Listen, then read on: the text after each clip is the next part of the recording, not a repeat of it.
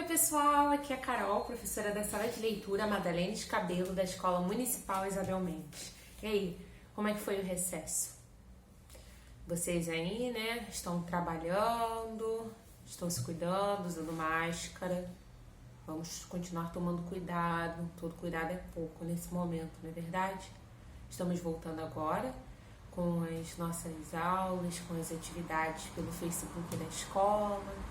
Esse tempo aí eu tive contato com alguns alunos do PEJA, pela página da escola, e algumas falaram que estavam gostando muito de conhecer as personalidades e tal, mas que sentia falta de ouvir uma historinha.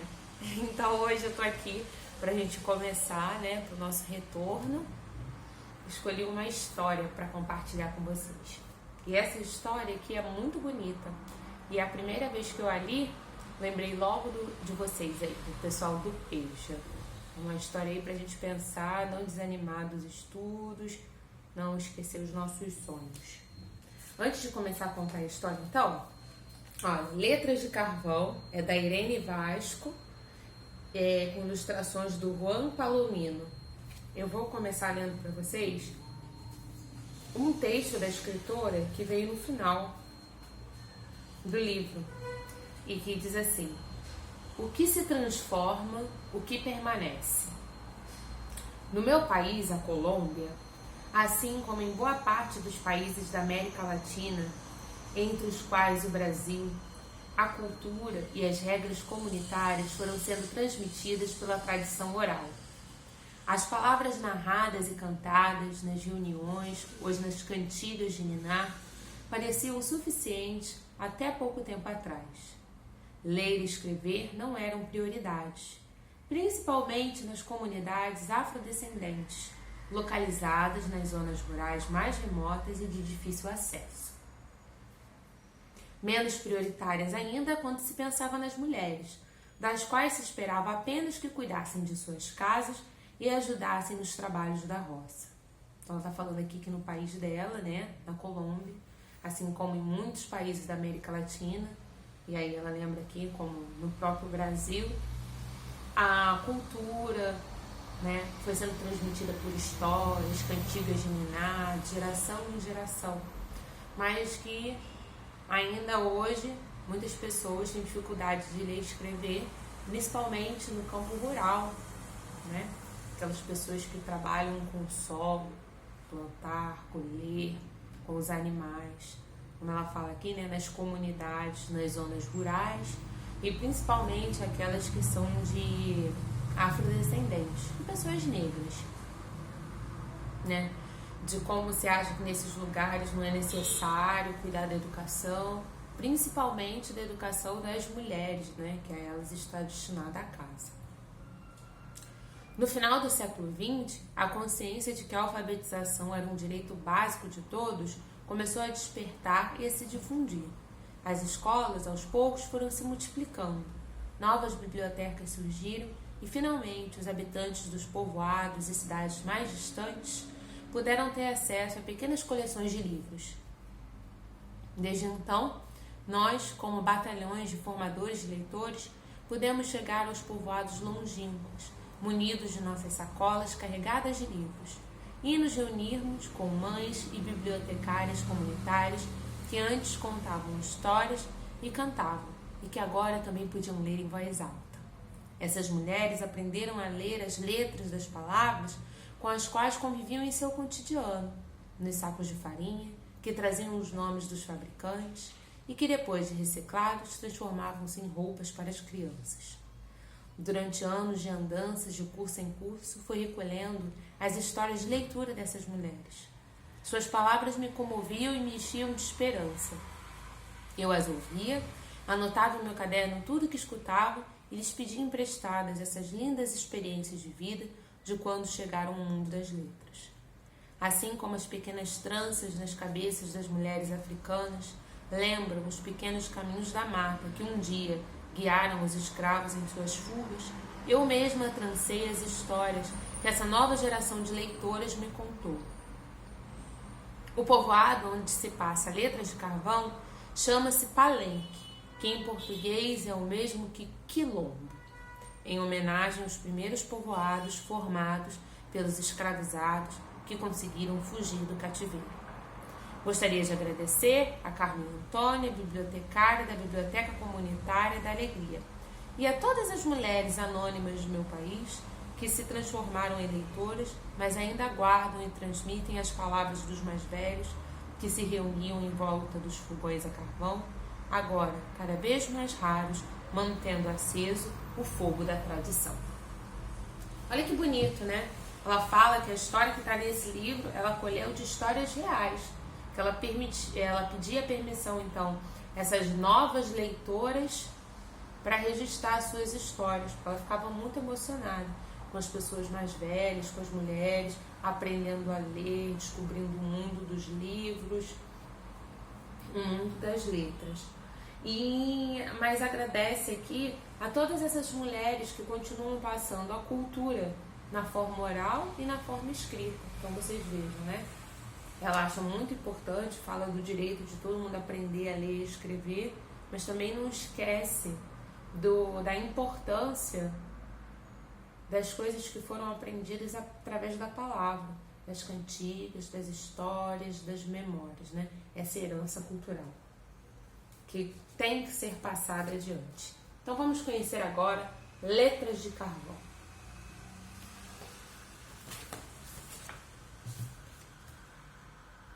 Gosto tanto de ver você escrevendo seus contos, meu filho. Às vezes eu também escrevo. Sabe, quando eu tinha a sua idade, não sabia ler nem escrever. Você quer que eu conte a história de como aprendi a ler? Depois podemos escrevê-la juntos. O que acha dessa ideia? Então vamos começar. Mamãe conversando com seu filho, falando do orgulho de vê-lo escrevendo, principalmente porque naquela idade ela ainda não estava no mundo das letras. Antes, aqui no povoado, quase ninguém sabia ler e muito menos escrever. O senhor Veloso, o dono da mercearia, era um dos poucos que sabia. Ele anotava na parede com giz o nome de todos os vizinhos e quanto cada um deles lhe devia. Assim, quando as dívidas eram pagas, eles as apagava. Então, só quem sabia ler e escrever naquele povoado era o comerciante. Ele precisava da leitura, da escrita, para dar conta das dívidas do pessoal. As letras estavam presentes em todas as partes, mas quase ninguém reparava nelas. Os jornais velhos eram usados para embalar as compras e tapar os furinhos das paredes. Dessa forma, nas noites frias, o vento não conseguia atravessá-las. As letras viviam nas cozinhas, nas mesas, diante dos olhos de todo o povoado de Palenque, mas ninguém era capaz de entender o que elas diziam. E aí vocês vejam aqui, né? A ilustração mostra como as letras estavam em tudo, nas embalagens, nas paredes, nas vestimentas. Só que as pessoas não sabiam o propósito daquilo. As frutas e verduras chegavam toda semana ao porto. Com as mercadorias vinham também algumas cartas que o carteiro levava até a prefeitura. Depois de alguns dias, Gina, minha irmã mais velha, recebia uma carta. Isso acontecia uma vez a cada mês. Gina abriu o envelope com timidez. Sabia que quem enviava as cartas era Miguel, o jovem médico que havia trabalhado alguns meses no povoado. À sombra da grande mangueira, Gina permanecia horas observando aquelas cartas cheias de letras que ela não conseguia ler, mas tinha certeza. Traziam promessas de amor. E lá, ó, a pequena Gina lendo embaixo da mangueira. Lendo não, observando aquelas letras. Eu morria de vontade de saber o que diziam aqueles papéis. Imaginava que Miguel pedia a Gina em casamento e lhe oferecia uma casinha para viverem juntos em algum lugar bem longe, tão longe que a minha imaginação nem alcançava. E a Gina, pela cara de boba, certamente sonhava com coisas parecidas.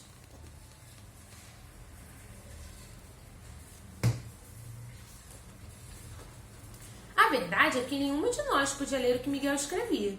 Passávamos as cartas de mão em mão procurando decifrá-las. Subíamos no galho mais alto da mangueira, desdobrávamos folha por folha e procurávamos pela letra O, que era a única que conhecíamos. Ó, ó, outra aqui, ó.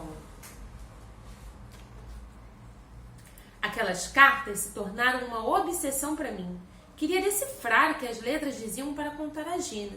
E foi assim que decidi. Eu vou aprender a ler.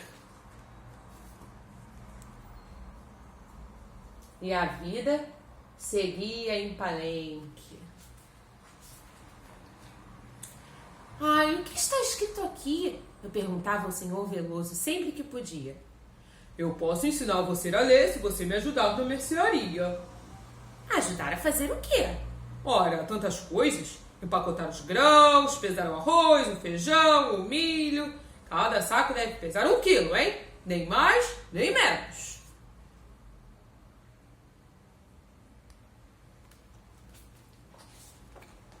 Uma vez por semana, lá ia eu ajudar o senhor Veloso. Com muito cuidado, pesava, embalava e colocava os grãos já ensacados na estante. Enquanto isso, estudava as letras que ele me ensinava. Veja, aqui está o nome de sua mãe, Josefina. Me mostre, onde está a letra A? Ah, sim, mas essa foi fácil. E a letra J? Oh, muito bem. De nome em nome, de vizinho em vizinho, de dúvida em dúvida, terminei por aprender todas as letras. Acredita?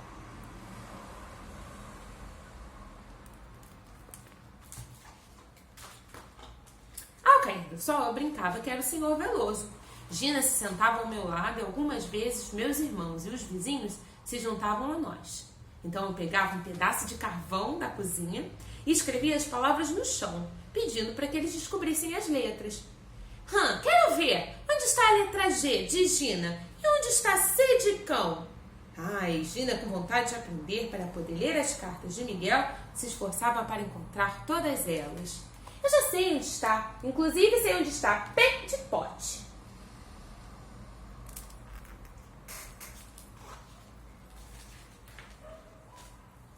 No final do ano, Gina e eu sabíamos ler. Líamos devagar, mas entendíamos tudo. Enquanto aprendíamos as letras, as cartas começaram a ficar cada vez mais raras. Próximo ao Natal, chegou uma carta de Miguel. Gina e eu subimos na mangueira, abrimos o envelope e começamos a ler. Querida Gina. Eu já lhe escrevi muitas e muitas cartas, mas não recebi resposta. Esta será a última. Estou de partida para outro país e será muito difícil voltar para Palenque. Guardarei uma bela recordação de sua amizade. Desejo tudo de bom a você. Com minha mais sincera gratidão, Miguel Terra. Xiii! Não era bem o que imaginávamos. Quando Gina terminou de ler, tinha os olhos cheios de lágrimas, mas ela guardou a carta no bolso e disse: ainda não acabamos de costurar nossos vestidos para a festa de Natal. Temos muito o que fazer. Vamos. Outro dia voltamos a essa carta. E saiu, enxugando os olhos.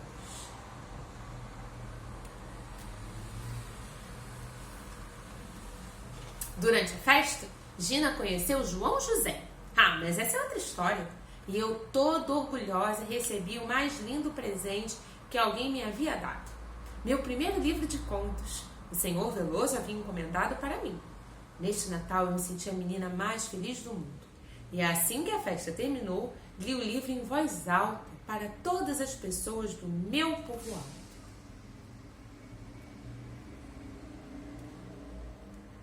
Eu disse que aprenderia a ler. Desde então, meu filho, eu nunca mais deixei de ler. Para mim mesma e para todo mundo.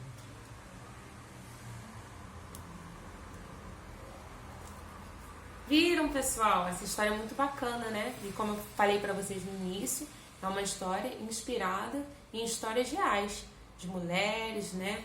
Da zona rural, do campo, que estão ali rodeadas pelas letras, mas como parece que para elas o único trabalho, a única coisa que deve importar é a casa, é o cuidar dos filhos, muitas vezes o direito de aprender a ler e a escrever fica para lá.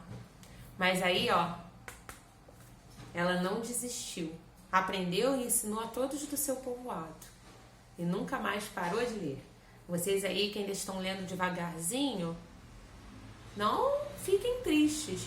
É como ela falou. Ela também aprendeu devagarzinho, aos poucos foi entendendo tudo. E antes mesmo de entender o que estava lendo, ela já brincava, procurando letras conhecidas, reescrevendo nomes de pessoas. Então, ó, aos pouquinhos vocês também conseguirão. Não desistam. E até. Beijos. Tchauzinho.